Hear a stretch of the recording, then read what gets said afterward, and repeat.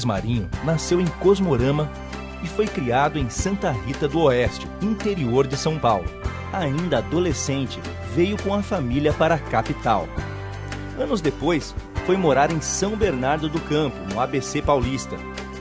Metalúrgico na Volkswagen, foi eleito presidente do Sindicato dos Metalúrgicos do ABC, onde garantiu o emprego para mais de 10 mil trabalhadores da Volks e da Ford.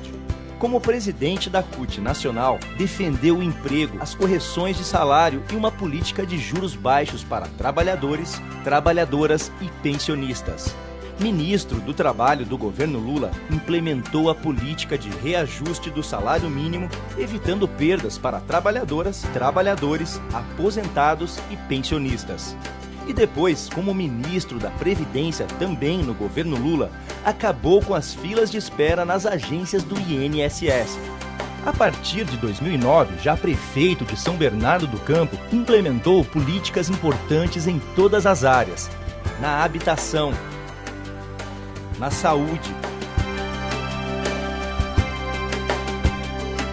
na segurança,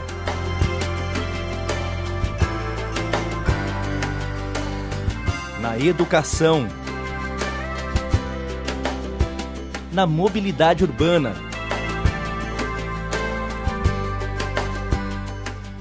e no meio ambiente.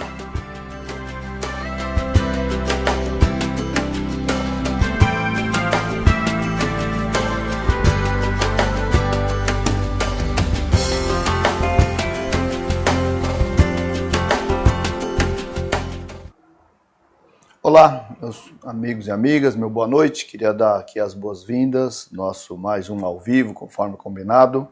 Semana passada, na segunda-feira, dissemos que hoje, essa semana seria na terça-feira, ontem foi feriado, apesar de ter sido um dia normal de trabalho, mas, enfim, respeitando aí o feriado da companheirada, estamos voltando hoje aqui no ao vivo, conforme vocês podem observar. Hoje será um pouco diferente, vou fazer aqui esse bate-papo com vocês sozinho, mas podem mandar perguntas, questões, podem repassar, enfim, peço a ajuda de vocês aí para ir aumentando a cada dia a audiência. Agradeço muito a interação, a contribuição, a colaboração que vocês têm nos ajudado. A ideia aqui é falarmos um pouco sobre os últimos acontecimentos, a agenda da mobilização. Ontem teve uma reunião da direção nacional do PT, comandada pela presidenta Gleisi Hoffmann, nossa querida senadora, e teve, na verdade, a coordenação da campanha do presidente Lula, que você sabe, quero aqui reafirmar desde já, mais uma vez, Lula será o nosso candidato à presidência da República. No dia 15 de agosto nós o registraremos como candidato à presidência da República. Aliás, falar um pouco sobre esse processo de mobilização definido ontem no comitê executivo. Tem agora um coordenador executivo também da nossa campanha, que será o companheiro Gabriele, que foi presidente da Petrobras, ele é o secretário executivo do comitê executivo da campanha do Lula presidente, de forma que nós vamos dando formato aí às nossas pré-campanhas, organizando a campanha do Lula presidente, as nossas campanhas nos estados também, cada candidato a governador do estado. Vou falar também um pouco dessa mobilização e quero aqui interagindo com vocês. Vocês podem mandar perguntas, comentários, enfim, na medida do possível nós vamos respondendo o máximo de questões que a gente consegue fazer. E vamos falar um pouquinho sobre os acontecimentos do domingo. Vocês sabem, na sexta-feira, 3 dos nossos deputados, o deputado Paulo Teixeira, deputado federal por São Paulo, o deputado Paulo Pimenta, que é o líder da nossa bancada na Câmara Federal, que é deputado pelo Rio Grande do Sul, e o deputado Vadi Damos, que é deputado federal, que é pelo Rio de Janeiro. Esses 3 deputados entraram com um HC, um habeas corpus, junto ao Tribunal Regional Federal, TRF4, e portanto na sexta-feira.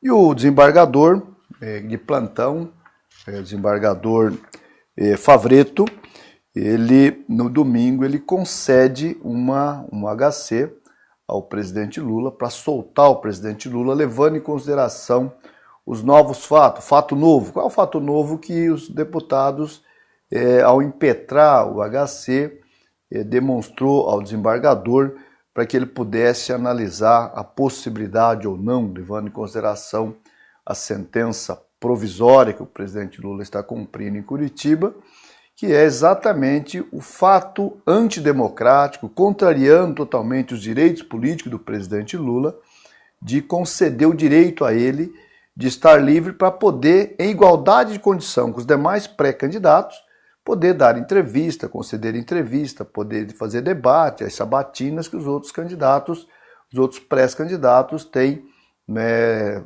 passado nas várias redações, nas rádios, nas televisões, nos jornais, enfim. E o presidente Lula está alijado desse processo, portanto, um direito legítimo, democrático. E esse foi o fato novo que os deputados argumentaram nessa peça para que o desembargador, então, analisasse. E ao analisar, ele chegou à conclusão, de fato, que o presidente Lula merece, em respeito à Constituição, respeito à legislação eleitoral vigente do país, ter o mesmo direito democraticamente dos demais pré-candidatos que concorrerão com ele nas eleições presidenciais.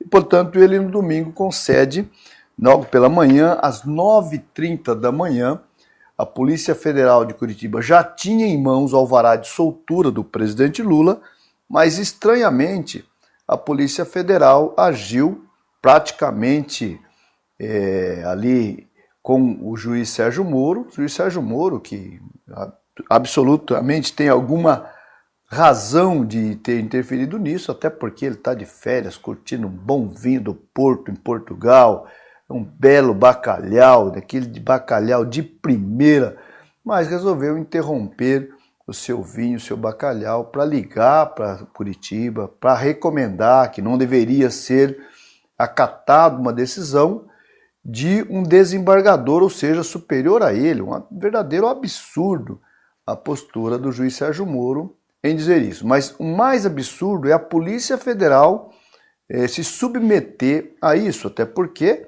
a Polícia Federal é um órgão executivo neste caso, e que ele tinha que simplesmente cumprir o mandato de soltura do presidente Lula, mas não o fez. Na verdade, foi barrigando, empurrando com a barriga, postergando, fazendo marola, até criar as condições de alguém para poder cassar a decisão do desembargador Favretto.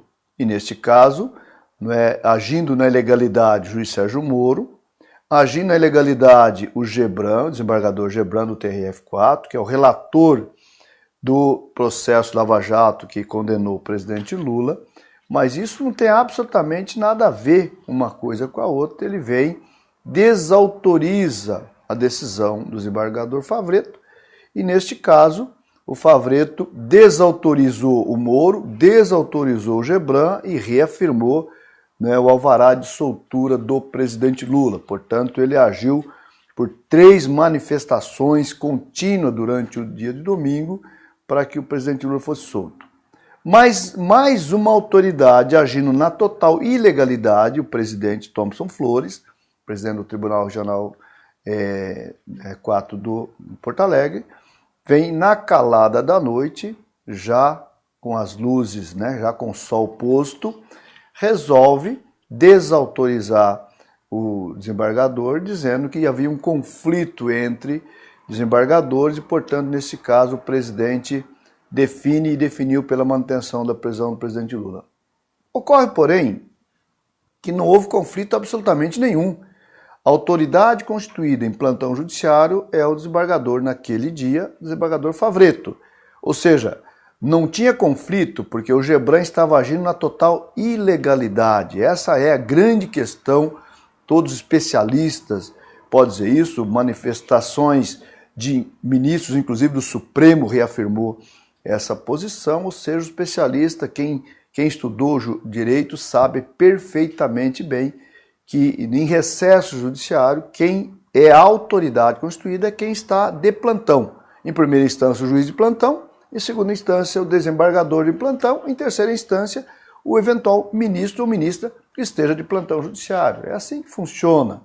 Mas parece que nesta fase da democracia brasileira, parece que há uma certa bagunça judiciária, uma certa confusão, porque aqui as decisões estão sendo tomadas, parece que levando em consideração mais uma disputa política, ou melhor, mais uma perseguição política ao presidente Lula por parte de algumas autoridades judiciárias. É o caso do juiz Sérgio Moro, é o caso do Gebran, é o caso do Thompson Flores.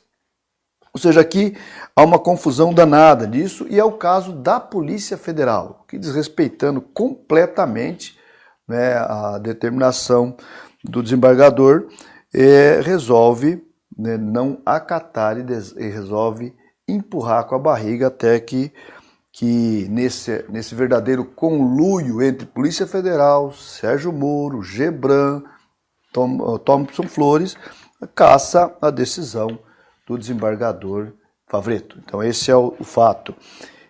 Seguramente deve ter já comentários aqui dos amigos. Eu vou aqui dar uma observada nas mensagens aqui existentes. Quero aqui, portanto,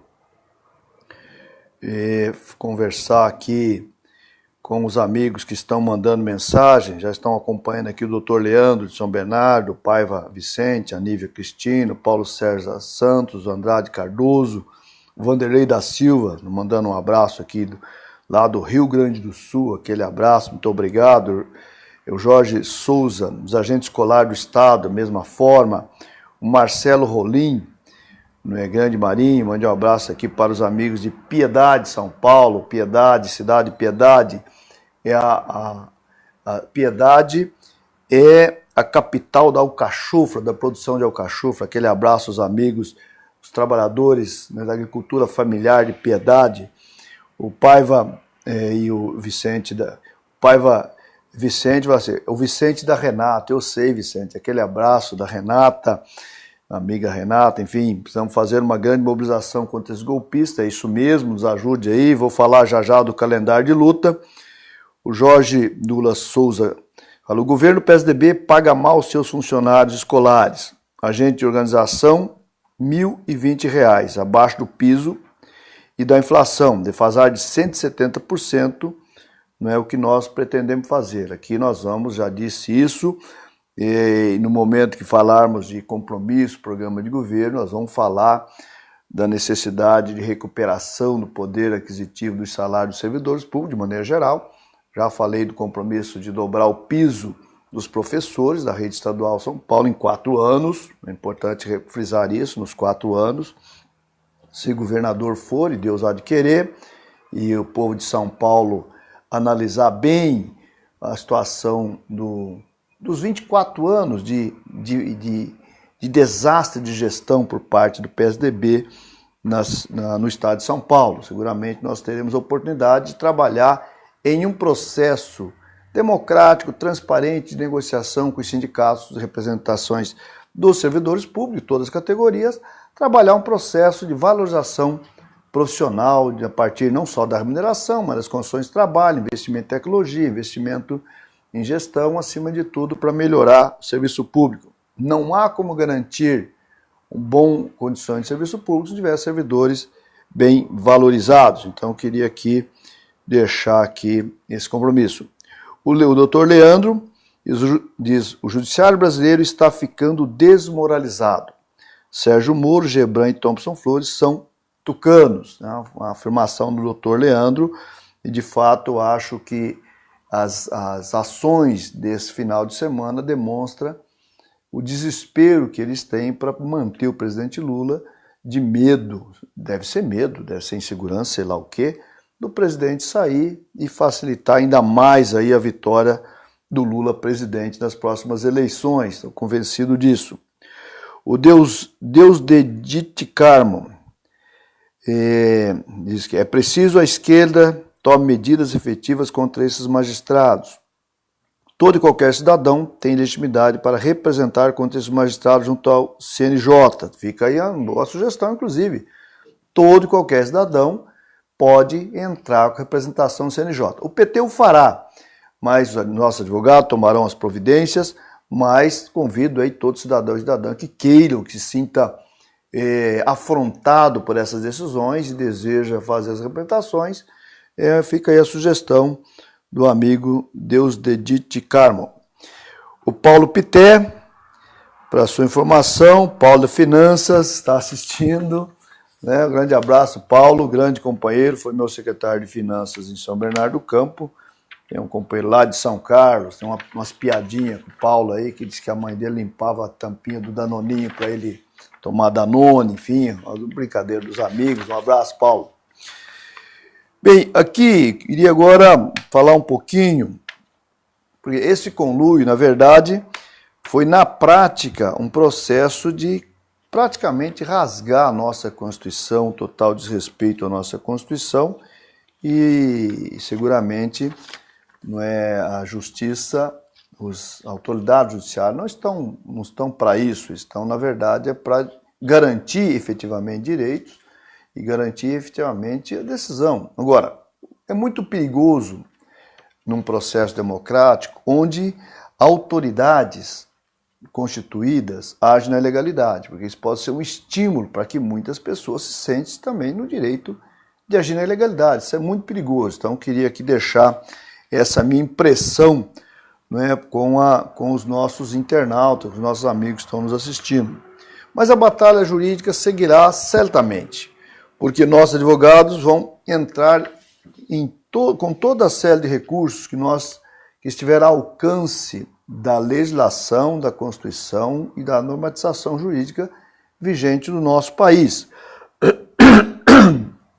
Nós vamos buscar responsabilizar os personagens que participaram dessa perseguição, dessa violência jurídica contra o presidente Lula, desse conjunto de ilegalidade e irregularidades, e a nossa militância, a nós militantes do nosso partido, dos movimentos sociais, da população que está chateada, que está revoltada com esse conjunto de situação, cabe ocupar as ruas, mobilizar, enfim, e nós vamos falar já também sobre esse calendário. Na verdade, aqui, como eu disse, a Direção Nacional reunida ontem tirou um conjunto de possibilidades de mobilização. Então, no dia 13, agora, dia 13 de julho, vai haver uma manifestação em Porto Alegre, em frente ao TRF4, o Tribunal Regional Federal 4 do Porto Alegre, onde tem a plenária da Central Única dos Trabalhadores, tem os sindicalistas, movimentos sociais, o conjunto dos 3 estados ali da região sul estarão envolvidos nesse processo de mobilização. Então, essa será uma atividade. Mas também no dia 13, no Brasil inteiro, nós estamos pedindo para a nossa militância fazer panfletagem, colher assinatura. Nós vamos fazer um abaixo-assinado, de quem deseja o presidente Lula candidato a presidente, que defende o presidente Lula candidato, defende a liberdade do presidente Lula.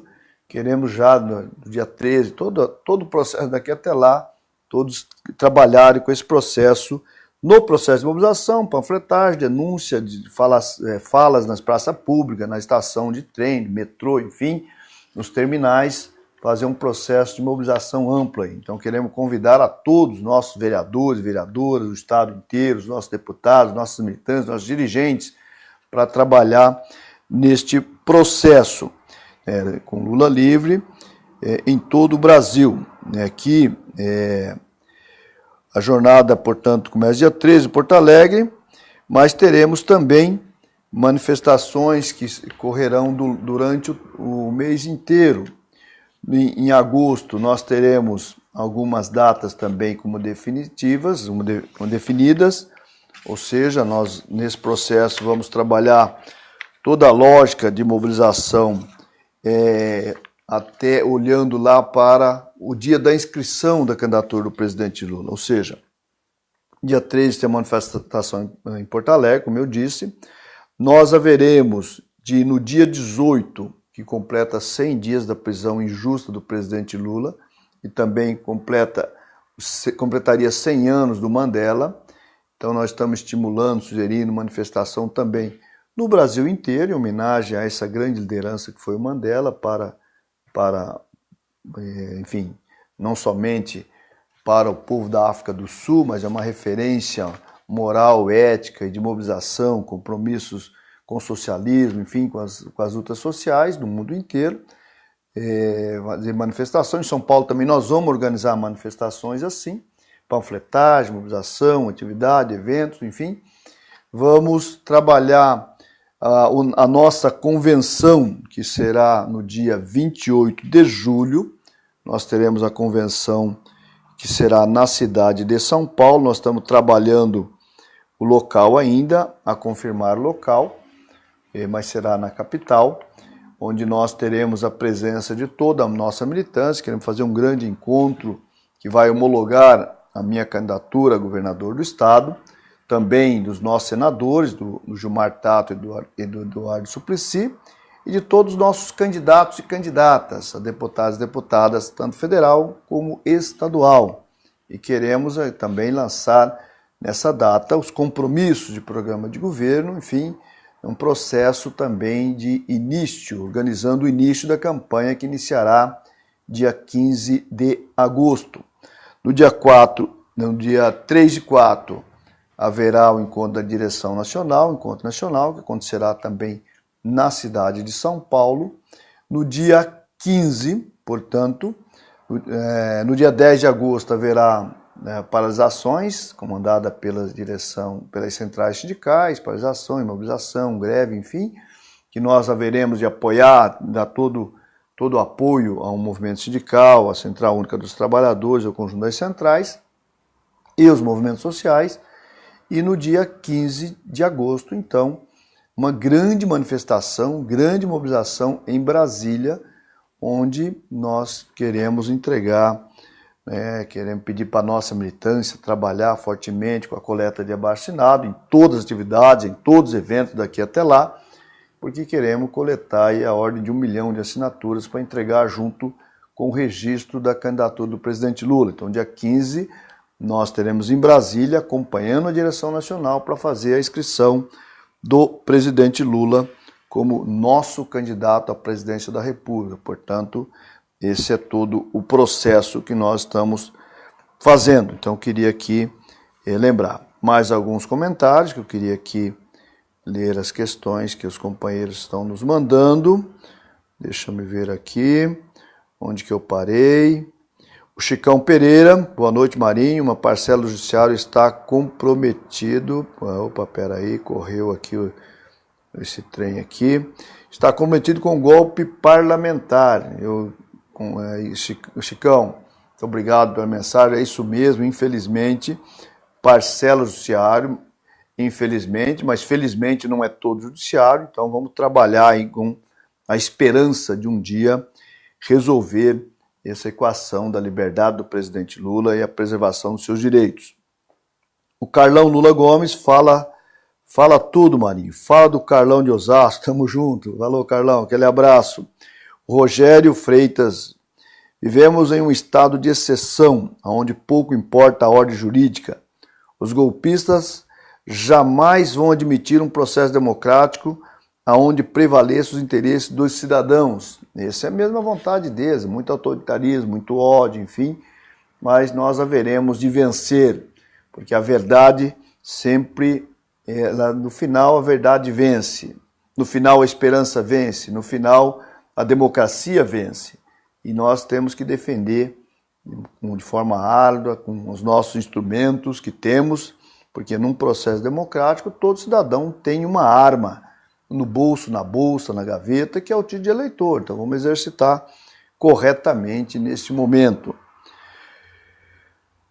O Tiago Pires da Silva, Lula da Silva, diz: explique para as pessoas o que significa estar de plantão, pois parece uma coisa eventual. Fica a impressão de haver juízes mais importantes e outros menos, como se o juiz plantonista tivesse se metido em algo que não era de sua alçada. É preciso explicar como funciona o judiciário estruturalmente, explicar as irregularidades da intromissão de Moro e Gebran, bem como do Thompson Flores. Aqui, Tiago, você tem total razão. O judiciário tem dois recessos por ano. Né? É chique o negócio. Né? Eles têm o direito de 2 férias por ano. Então, no mês de julho, eles trabalham arduamente de fevereiro a junho, julho, eles têm o direito de descansar, tá certo? Afinal de contas, né, o trabalho judiciário é muito duro aqui para nós, né?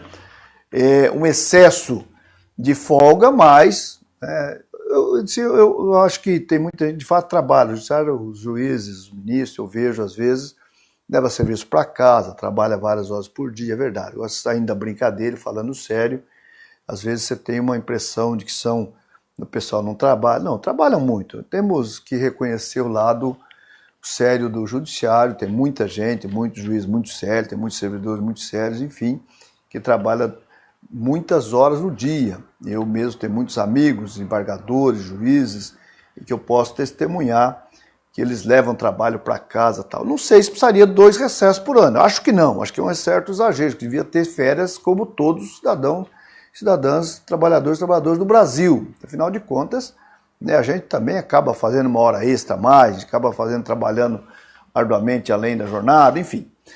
Mas sem entrar no mérito de se trabalha muito ou não, mas tem o recesso. E no recesso, eles estabelecem quem fica de plantão, porque o judiciário ele não para totalmente. As urgências, as emergências têm que funcionar. É como, por exemplo, se você vai, né, no período fim de ano, estabelece, os hospitais também têm os seus plantões para atender às emergências. Né? Às vezes você não, para fazer uma cirurgia que pode, por exemplo, você programar, é o funcionamento normal. Agora, uma emergência tem que ser aquela hora, senão o cidadão vai morrer.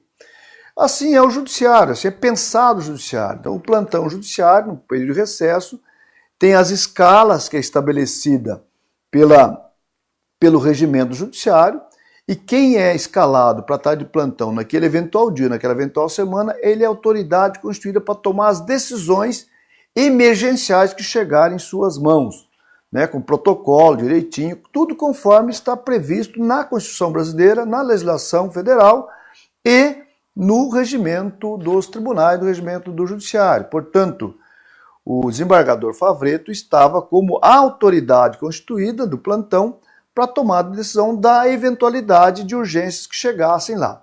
Como você tem uma situação que é um fato novo na situação do presidente Lula, ele está sendo prejudicado no seu direito de igualdade de condições com os demais pré-candidatos.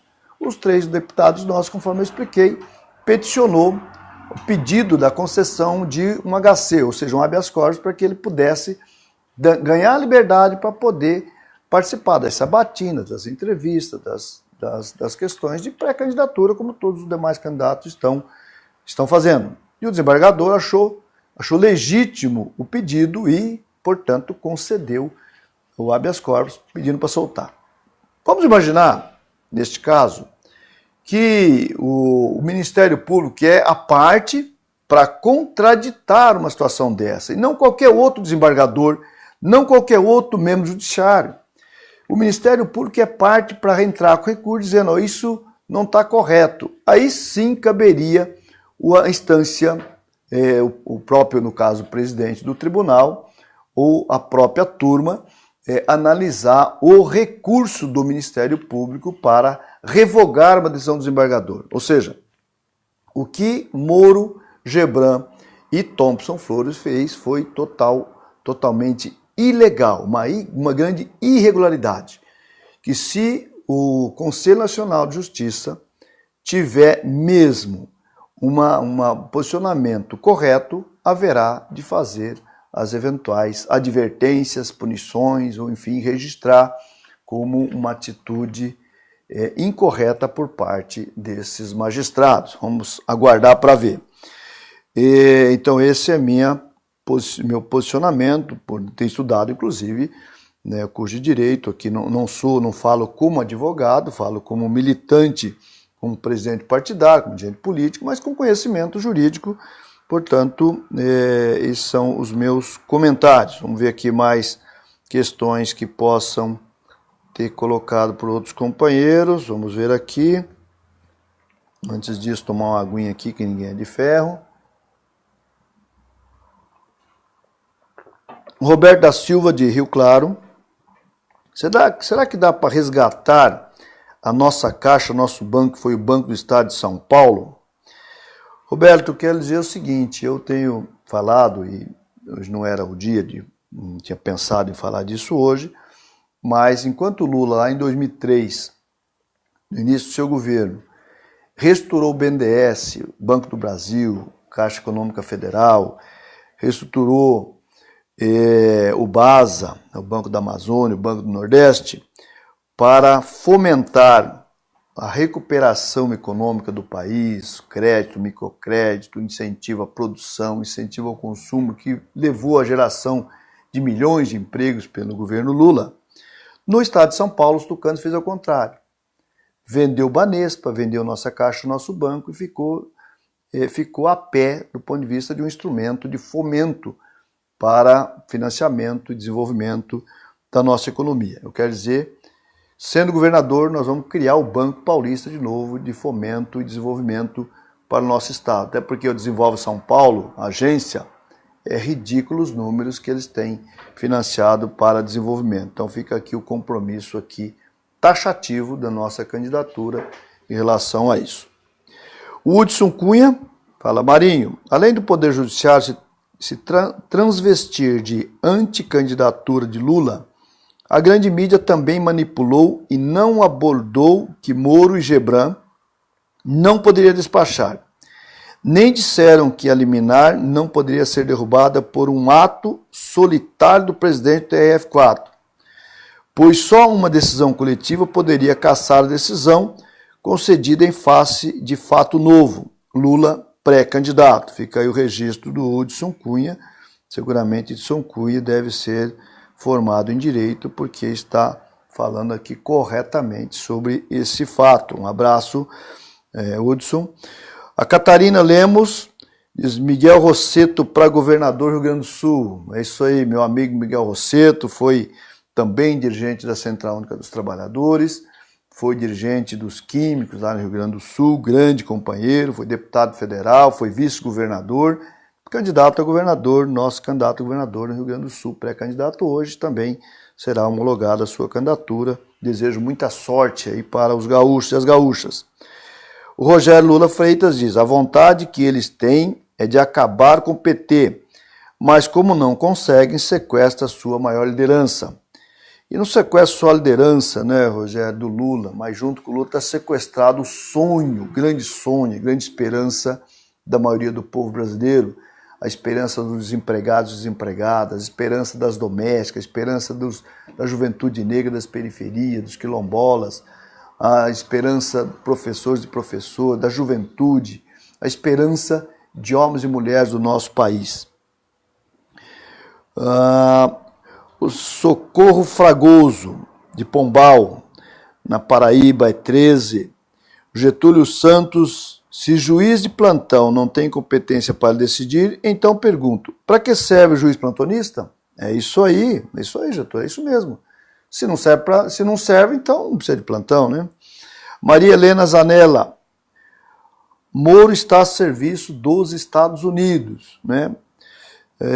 Ele diz que não, mas aparentemente, né, aqui para nós parece muito, né? E não somente assim, mas do capital americano, das multinacionais do petróleo, enfim, é mais grave do que a gente possa imaginar aparentemente. O Rogério Freitas diz, a mídia golpista iludiu o povo e conseguiu eleger o mentiroso Dória, a prefeito de São Paulo. Mentiroso, né, o Rogério está aqui dizendo, está afirmando que o Dória é mentiroso, traidor, enfim, porque de fato mentiu para o povo de São Paulo, porque ele disse que, olha, eu sou gestor, não sou político, e na verdade já começou mentindo, né? Porque quem se filia a um partido político, se inscreve para ser candidato, está assumindo a sua condição de agente político, de político, enfim, né? Mas entrou naquela onda ali, não é? E mentiu de forma descarada para o povo, e depois traiu, porque disse que ficaria prefeito até 31 de dezembro de 2020, mas em março de 2018 caiu fora, porque parece que não gostou, não é? Porque de cuidar de São Paulo mesmo foi a única coisa que ele não fez. O que ele fez foi viajar o Brasil e o mundo para tentar ser candidato a presidente da República, traindo inclusive seu padrinho político, e traiu o povo porque aí saiu, abandonou a prefeitura, enfim, agora não conseguiu ser candidato a presidente, diz que é candidato a governador do estado. Mas, seguramente, o povo da capital vai ajudar a gente a construir a sua verdadeira imagem para o povo do estado de São Paulo. Seguramente, ele não terá nenhuma chance nessa disputa. Vamos construir a nossa campanha, a nossa vitória, tá certo? Então, queria aqui os demais comentários, que o Fábio Alves, Moro e esses juízes do TRF4 estão unidos com a Globo, a Veja e toda a direita para terminar de vender o país ao capital estrangeiro.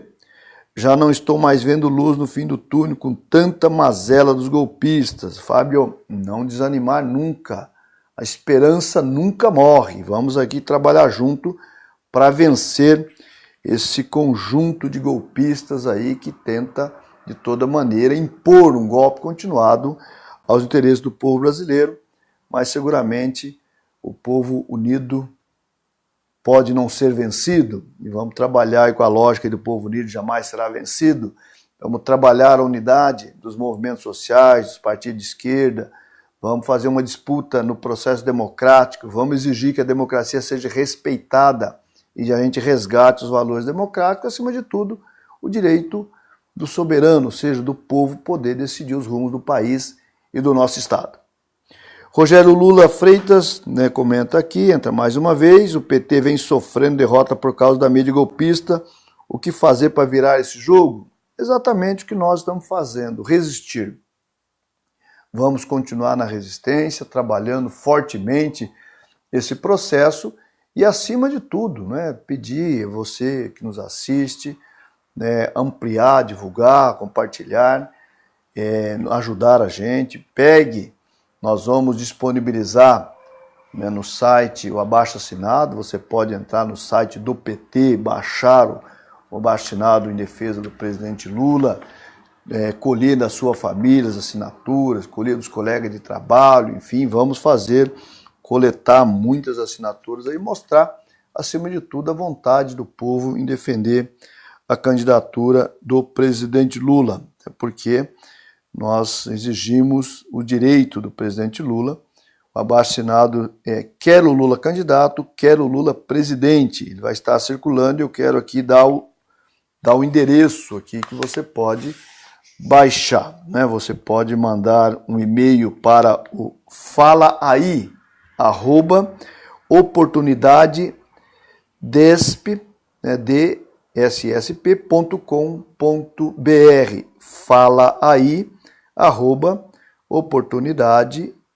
oportunidadesp.com.br. Então esse é o endereço para você mandar um e-mail para ter aí e nós vamos baixar em nossas redes sociais, enfim. Então queria agradecer de coração, a participação aqui, ver se tem mais algumas questões aqui, senão eu vou me despedindo, já é 20h40, mas vamos ver onde eu parei aqui,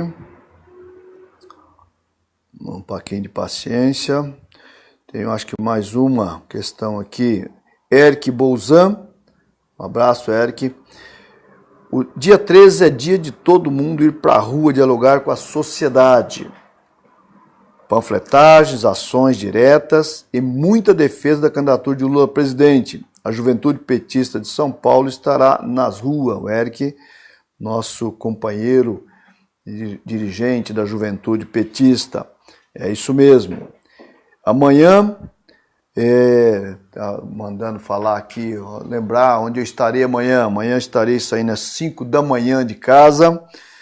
Estarei no Vale do Ribeira. Vamos passar por registro, por várias atividades no Vale do Ribeira, discutindo as problemáticas do Vale do Ribeira. Afinal de contas, é uma região muito bonita, uma região que tem muitas atrações turísticas não desenvolvidas corretamente, que nós precisamos de um apoio ali para poder pensar a sustentabilidade do Vale do Ribeira. Estarei lá, quero mandar um abraço para Sandra Kendi, que foi prefeita e hoje é vereadora de Registro, grande dirigente, grande militante do PT ali do Vale do Ribeira. O Rafael Mendes, Grande Luiz Marinho, obrigado pela obra de combate às enchentes na Vila Vivaldi, em São Bernardo. Lula livre, Lula presidente, Marinho governador. Ele está falando de uma obra que compôs o conjunto, um pacote de obras de combate à enchente de São Bernardo durante a minha gestão, porque Vivaldi, Orlandina, aquela bacia do Ruge Ramos, sempre dava enchente. Qualquer chuva, na verdade, dava enchente ali, porque a cota onde foi produzida as casas estão abaixo da cota do rio. Então tivemos que fazer uma galeria de 19 quilômetros, pensa uma galeria de 19 quilômetros, e 3 reservatórios para dar conta de resolver ali o problema das enchentes daquelas famílias, mas fizemos com muito carinho para cuidar daquelas pessoas, daquelas famílias, das crianças, da juventude, muitos idosos, inclusive, que moram naquela região, que se viu beneficiado por essa obra, assim como tantas outras obras de São Bernardo do Campo, mas hoje não é dia de comentar as obras, fazer balanço de obras de São Bernardo do Campo. O povo sabe bem o que nós fizemos ali. Portanto, eu queria aqui, ao ler aqui as últimas mensagens ainda, caminhar para poder... e o Lucas Silva diz que está me aguardando em Itapetininga. Eu passei na região de Itapetininga algumas vezes, mas...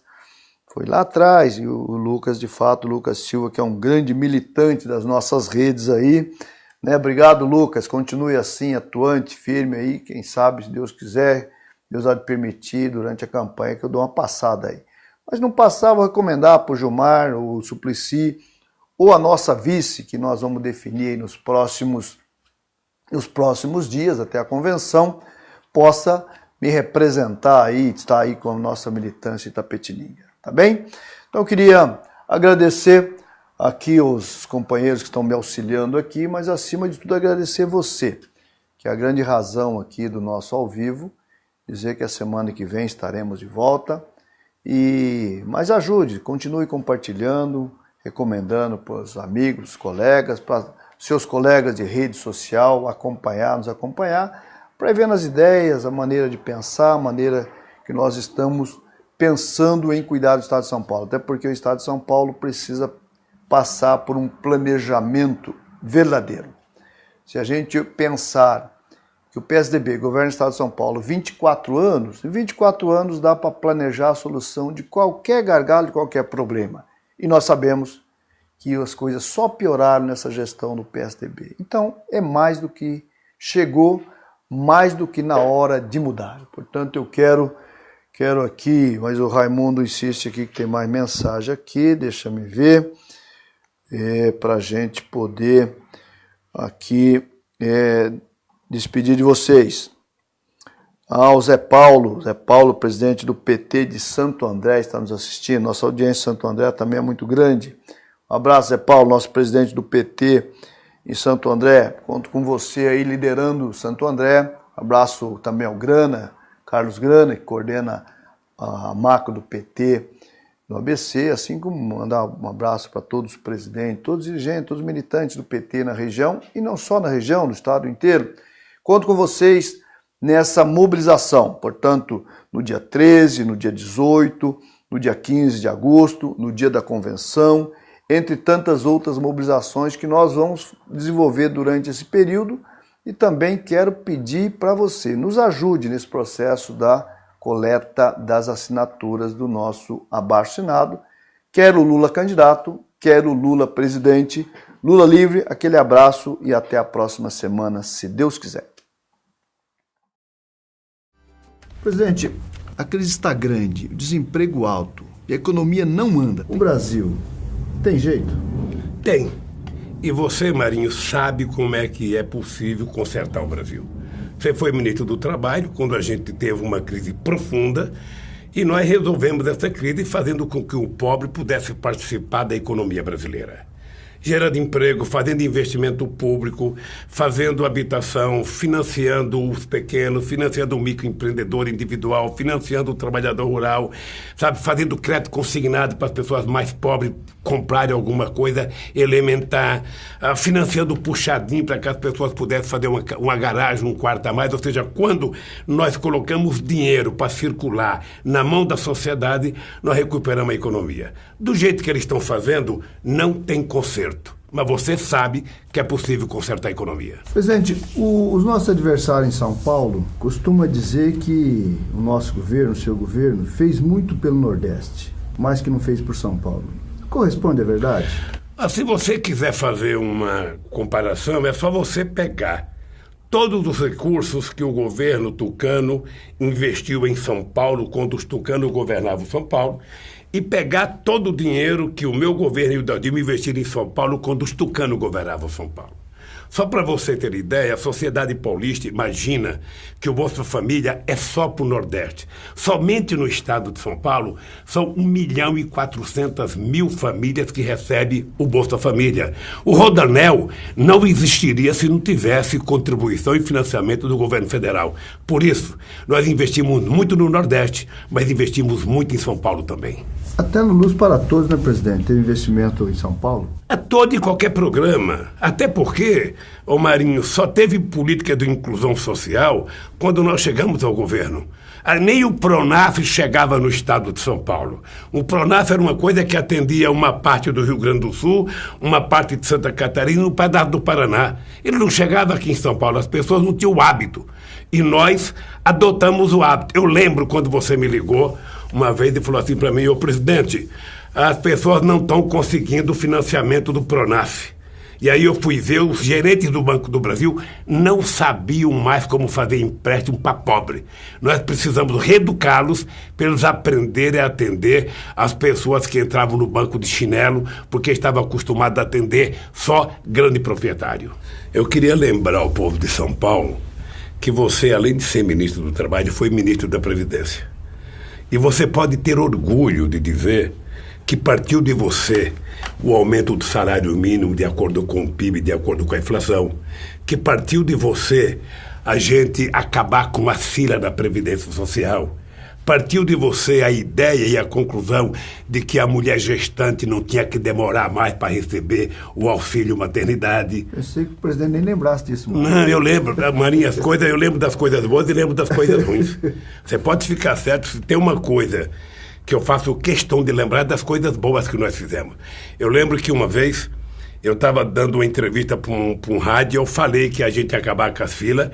O ministro, você tinha saído para ser candidato, o Nelson Machado tinha dito que não era possível, e nós colocamos em prática exatamente o programa que a gente tinha, e a gente acabou com as filas na Previdência Social, e o cidadão não precisava nem apresentar mais documento para receber a aposentadoria.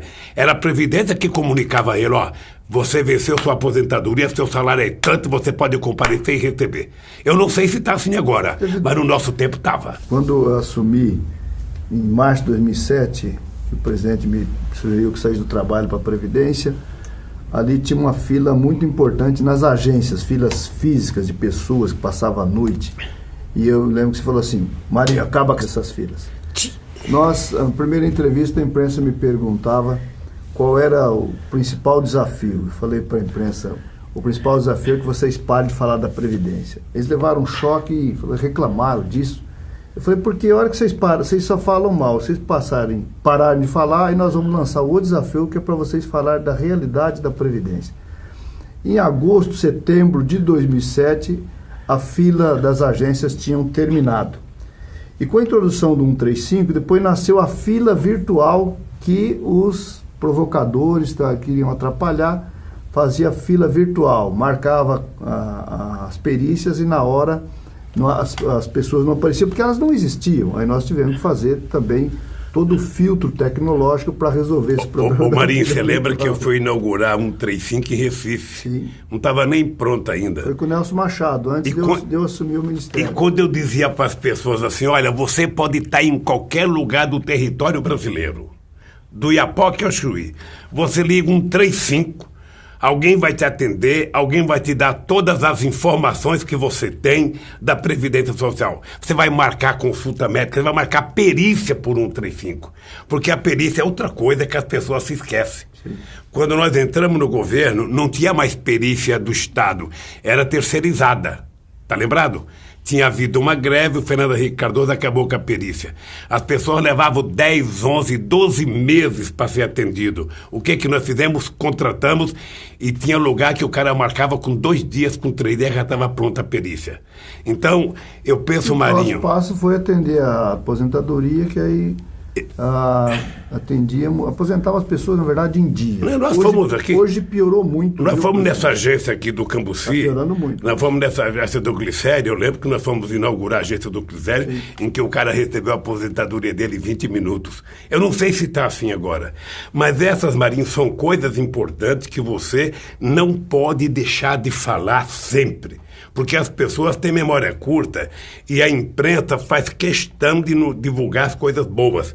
Mas você dizer que a responsabilidade pelo aumento do salário mínimo durante todo o tempo do nosso governo foi tua, você dizer que o crédito consignado foi uma ideia tua quando era presidente da CUT, você dizer que acabou com a fila na Previdência Social, você dizer que fez com que o trabalhador fosse respeitado, é coisa sagrada. Então você tem que ter orgulho e tem que repetir. Porque se você não falar das coisas boas que você fez, os adversários vão falar das coisas ruins. Inclusive, falar muito da tua experiência de São Bernardo do Campo, que é uma das experiências mais ricas das prefeituras desse país.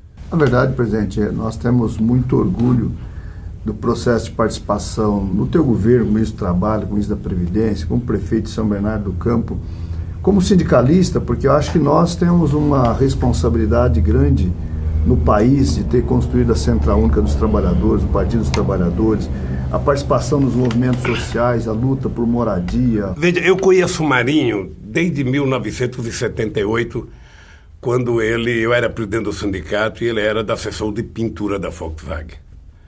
Um militante sindical muito aguerrido, companheiro, que como trabalhador comum ia sempre no sindicato e participava de todo o movimento. Depois do Marinho foi presidente do sindicato, um extraordinário presidente do sindicato. Depois do Marinho foi presidente da CUT, um extraordinário presidente da CUT.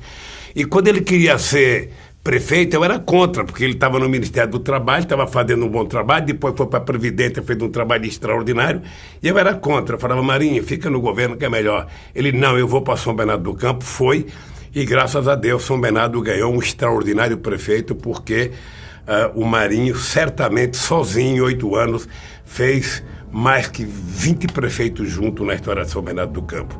E eu acho que o PT tem que ser agradecido ao que você conseguiu fazer em São Bernardo do Campo, no Ministério do Trabalho e na Previdência, Marinho. Portanto, eu quero que você, na presidência do PT de São Paulo, faça apenas aquilo que é o óbvio, aquilo que você sabe fazer. Trabalhar, tratar as pessoas com respeito, tratar as pessoas com carinho e sempre passar para as pessoas a ideia de que não existe nada fácil. Recuperar a autoestima do nosso povo, sabe? Fazer o nosso povo voltar a acreditar no Brasil, acreditar em São Paulo, acreditar no trabalho, acreditar no emprego, acreditar na sua autoestima. E eu tenho certeza que você, Marinho, vai fazer a diferença aqui no estado de São Paulo.